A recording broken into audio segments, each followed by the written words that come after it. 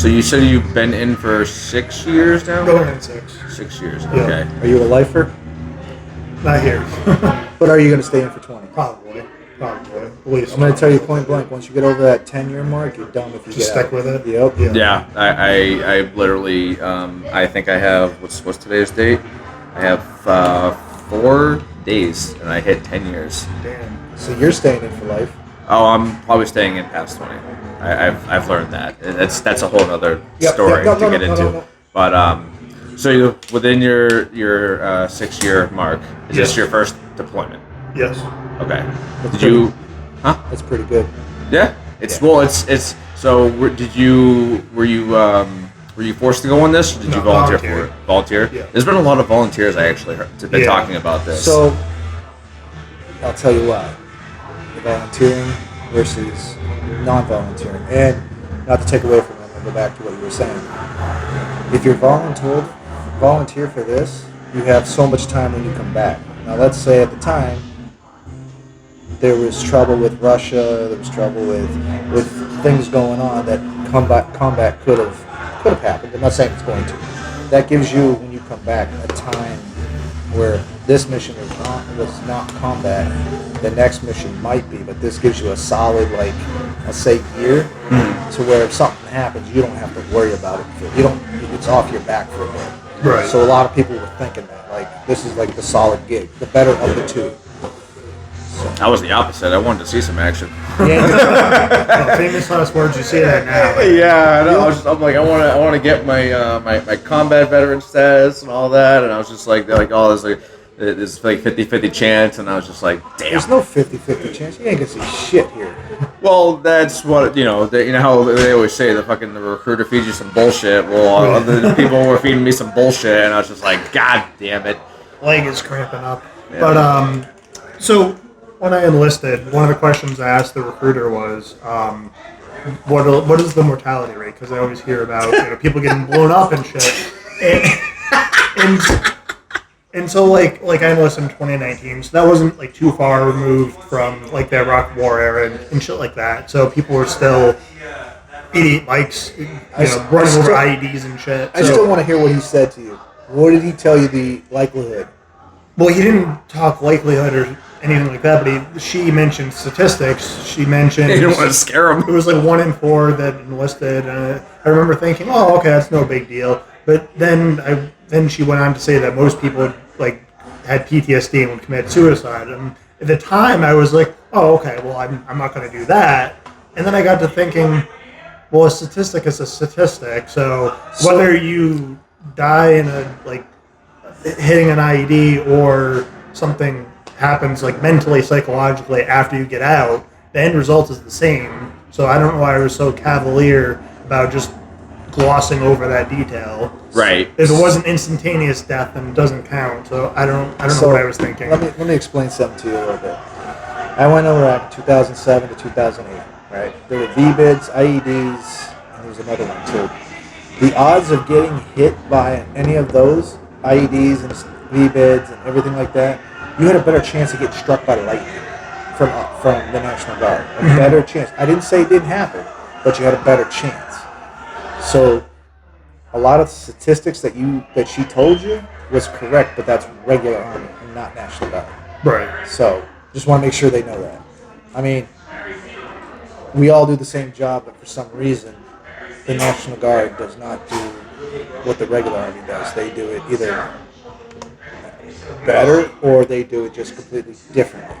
Right. So, Yeah, that's true. And I mean, also, it's been said before, it's kind of obvious, but dual function. So we could either be, the state, be assigned a mission for the state or the feds. So, and obviously there's a lot more that goes into the federal side.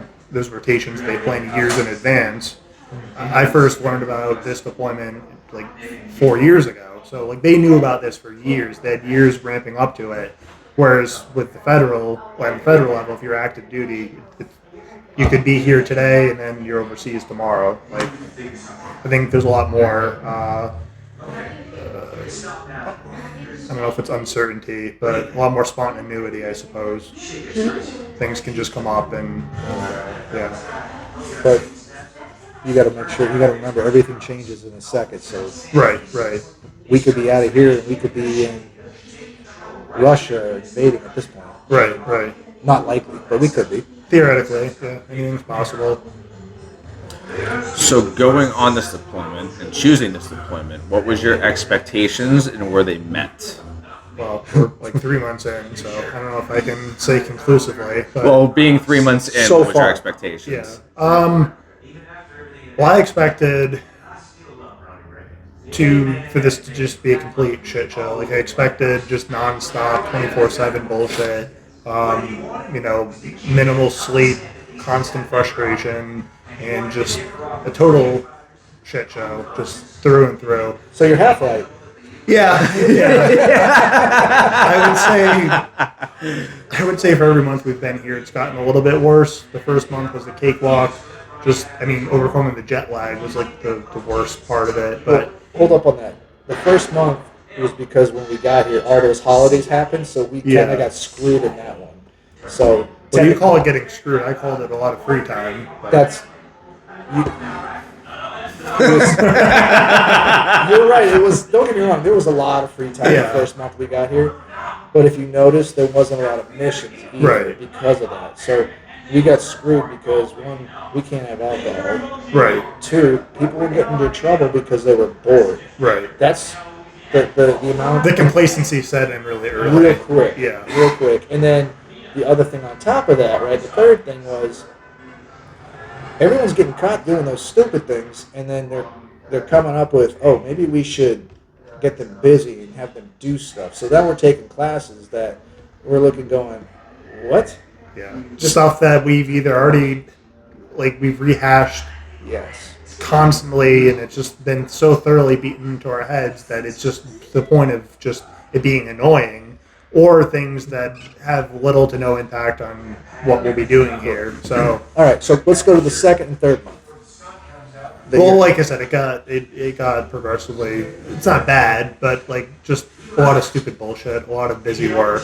I was one of the advocates of having constructive things to do. They started doing PT on Tuesdays. I'm okay with that. That's an hour or two out of the day. It's something you would end up doing anyway. It's just front loading it, but it gives you a reason to get out of bed. It gives you some structure, and I think overall it's a good thing. Whether or not you agree with it, I think that it's perhaps a difficult pill to swallow, but I do think it's important to have something to wake up for. That said, I think they've taken it a little too literally. They've added too much to our schedule this time that we should be using to get ready for the next mission and mentally prepare for it, catch up on schoolwork, work out, do things that, in all honesty, we're not going to have time for on missions. We're now spending huddled around in the motor pool doing stupid nonsense, taking PMCS classes. This is deployment. This is when we should actually be using those skills, not developing them. So I think that's where they kind of lose me. They just start creating busy work for the sake of creating busy work. So the PMS classes, PMCS. You get PMCS from this, PMS from this. PMCS classes, they're doing those, and I understand why, is because people aren't doing it thorough enough. Correctly. We are getting on missions and we're getting our trucks and they're going, why is my truck overheating? Well, did you check the coolant? No. Did you check the air filter that you're supposed to check and make sure it's not clogged? No. Did you check to make sure you had training fluid? These are things that you're supposed to do that are so simple it takes, and people are like, no, well then you didn't PMCS. Right. So if they didn't do it, and I'm not sticking up for you, I'm just saying this is why they do it, because of that. And the fact is I'm a firm believer of I'd rather overtrain than undertrain. Sure. So a PMCS is maybe simple, but if you get everybody on the same page of doing that, what's going to happen is the PMCS is you're going to, like me and you in a truck together, right? We can be like, I got the right side, you get the left side, let's do it. Mm-hmm. And then you overlap each other and you keep going and be like, what do you think? You'd be like, yeah, good. That brake over there, we got to get looked at. That over there needs to get looked at, you know? It makes it so that, I'll give you this, in another month, because of this, it's going to be so fluid that you guys are going to be able, your team is going to look at each other and you're going to be like, wow, that was a quick PMCS and it took maybe a half hour. Practice makes perfect. So going off of what you just said too, you've been in for 6 years, right? If I were to go up to that truck and I were to pick out every single component out of that engine, would you be able to answer that question? pretty close to it. pretty close to it, but Yeah. not all of it. Right. I will So- not